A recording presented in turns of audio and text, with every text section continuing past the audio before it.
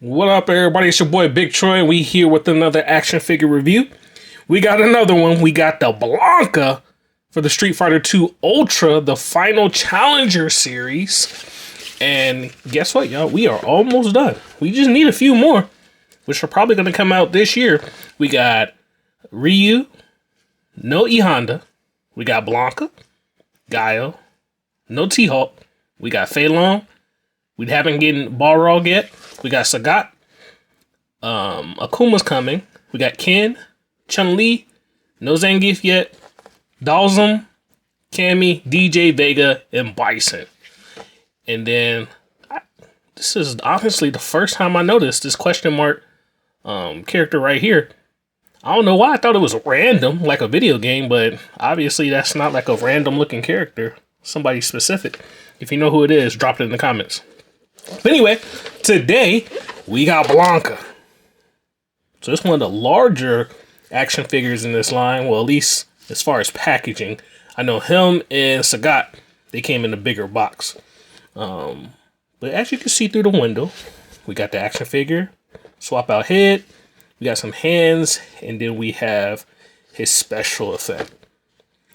Once again, comes in a pretty cool looking game cabinet. Art of the characters on the side. You saw the back already with Blanka and all the rest of the characters. Nothing really much on that side. Let's open them up. So just like the other figures, we have Blanka's game board or his game level from the video game Street Fighter 2 as far as his backdrop and the packaging.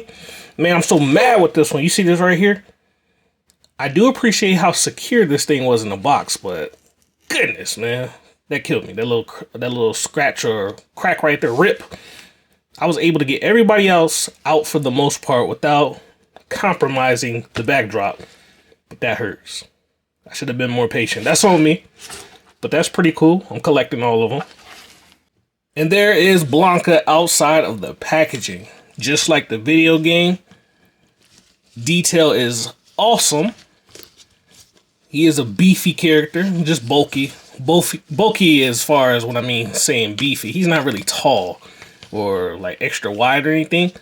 I think the main reason his packaging was so much larger than the rest of them was for his effect and maybe even his hair. His hair is like a little different. He was secured down with like an extra layer of plastic. Extra secure. Much appreciated, but goodness, man, it was a little difficult getting off, but we got it off. But that's neither here or there.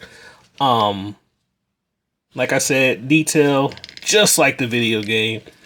Articulation in the head. You can get this thing in pretty much any type of pose you can think of. Mine's a little stiff right now. Just took him out the packaging. Probably has to warm up a little bit. But you got your traditional bicep cuts or bicep swivels. Double articulated arms, or elbows rather. Get them to go up like so.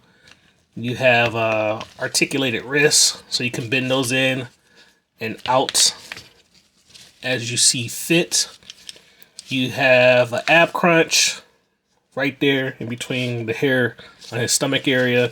You can rotate them at the waist. You can get them into that wide leg stance.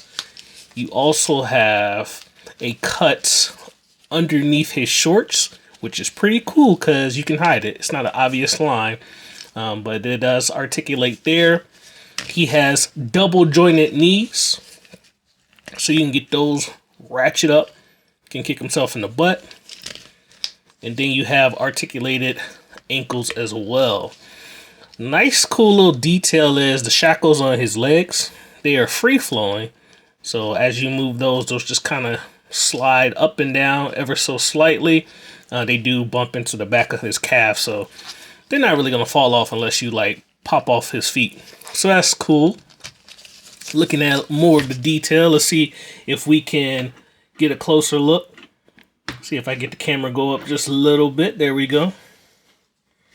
Got that mean mug looking face. Come on, focus now. There we go. Got that little half smile. Like I said, the detail.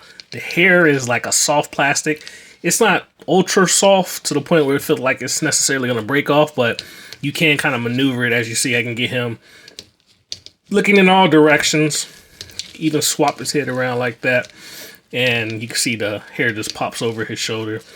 It's cool because if you look this way, it's almost like his hair is layered in the back. So that's unique.